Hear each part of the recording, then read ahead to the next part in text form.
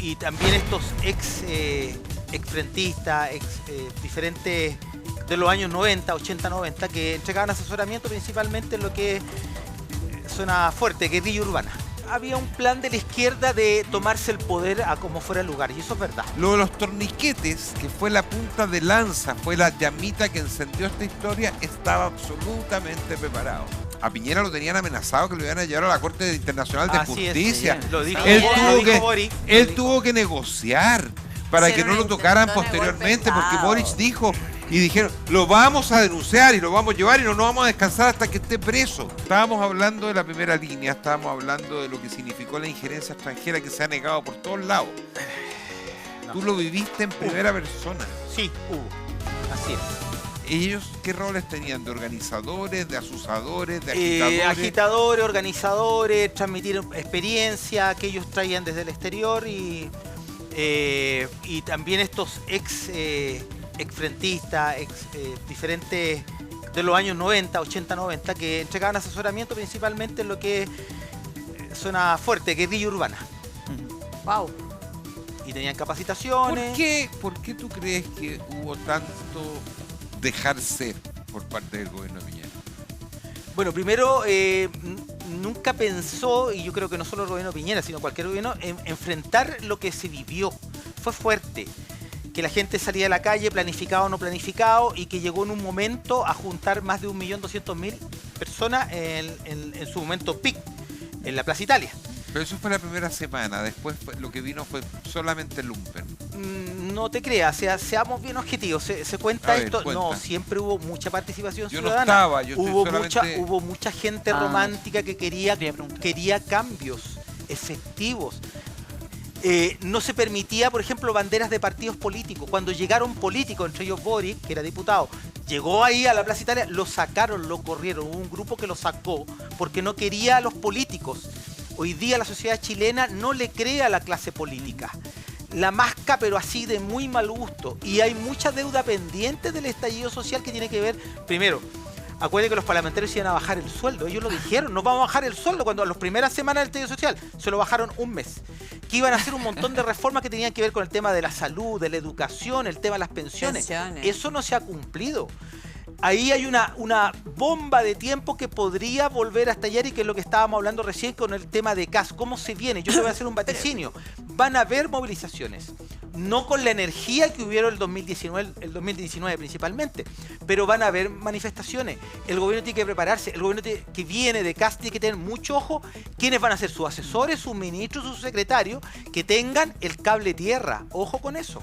Patricio, perdona, antes de entrar, porque tú has dado punto a un tema tremendamente interesante de debatir acá en el programa, que dice relación cómo enfrentar si se puede dar un estallido social, un 3.0, algunos le han llamado, incluso han habido personas como Alejandra Valle, por ejemplo, que ha estado instando por aquello. Está calentando el ambiente. Exacto, pero yo te quiero preguntar lo siguiente, porque mira, de las personas, hablemos de las personas que participaron del estallido, desde el punto de vista romántico, legítimo, de esta necesidad y este reclamo social. Correcto, ¿verdad? eso fue, en muchos casos. Correcto, exacto, porque hasta yo personalmente me sentía conmovida y decía así, de verdad acá hay mucha simetría, en muchos sentidos.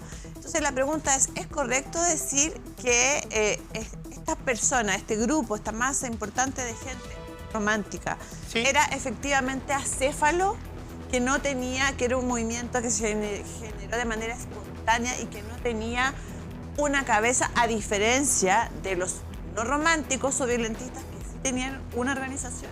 Gran pregunta, y se responde muy fácil.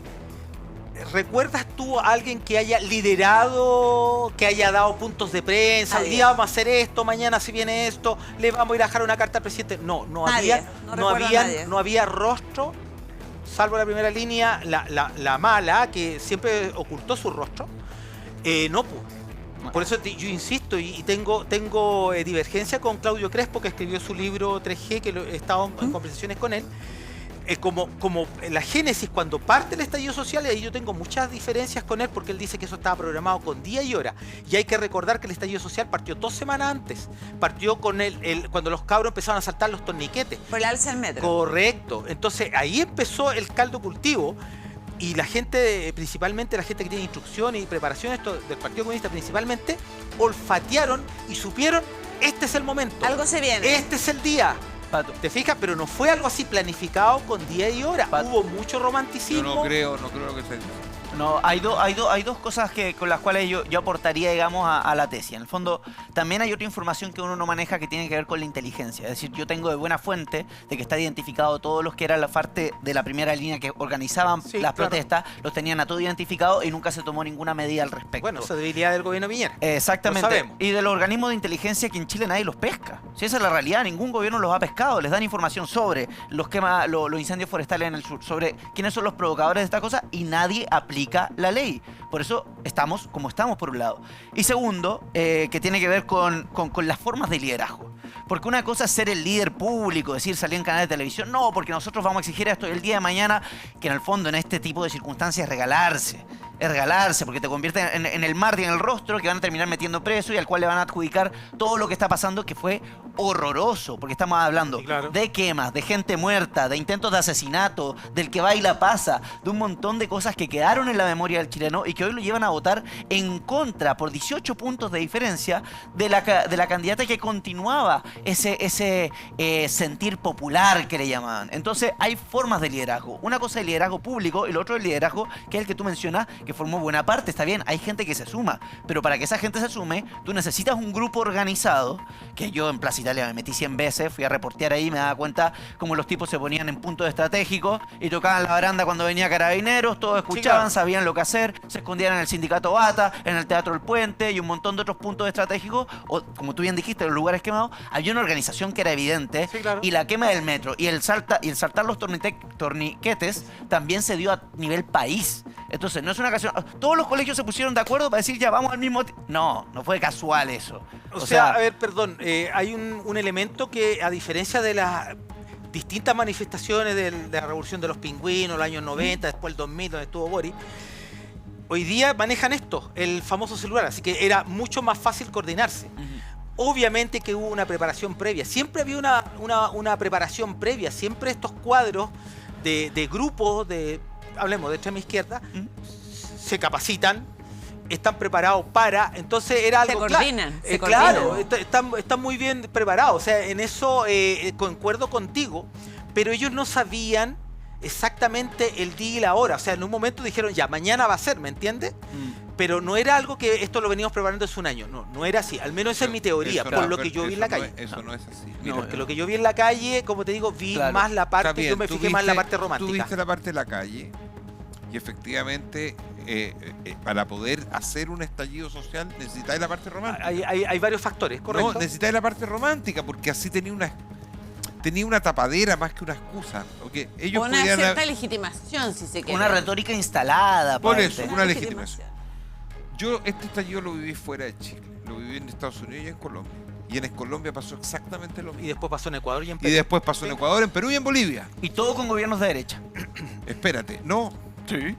no, porque en Bolivia estaba el problema de tu amigo, ¿cómo se llama?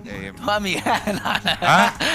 Evo no A creo. ver, qué Tu amigo. qué amigo Evo, que Sí, estaba con hartos problemas porque lo estaban Igual. acusando de un montón de cosas. Entonces yo a lo que voy a lo siguiente. La lectura de afuera y además las imágenes que uno veía afuera, que no son las mismas imágenes que se veían acá en Chile, eran bastante más dramáticas. Sí, en lo eran que se fuertes.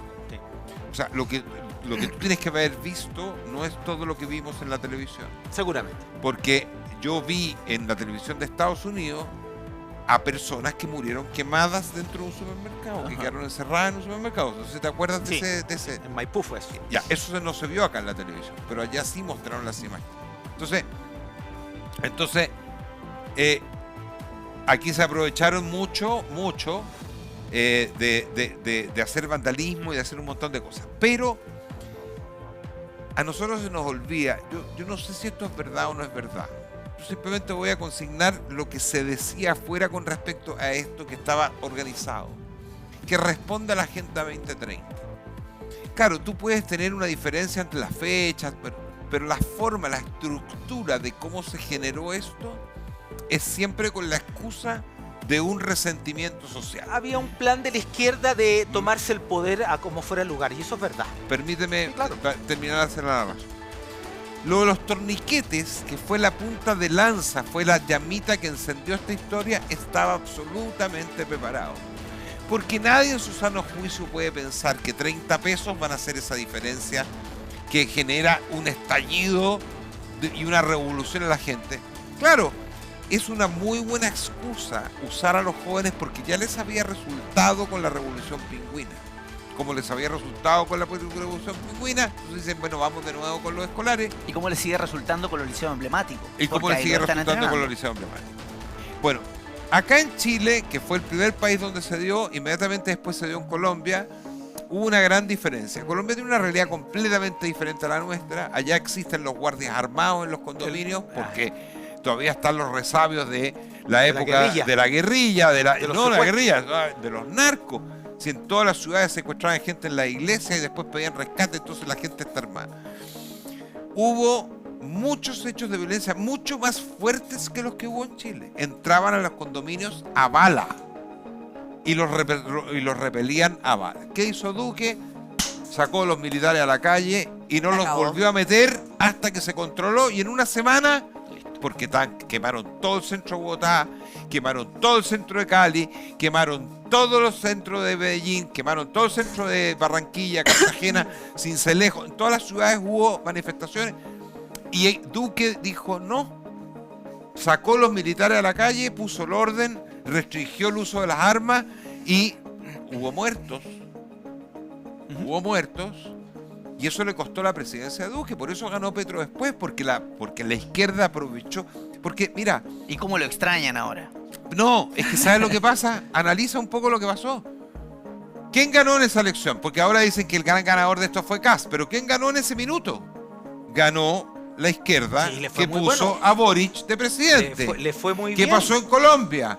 Porque con el tema de los... Porque, ¿qué es lo que tú provocáis cuando haces un estallido de esta naturaleza?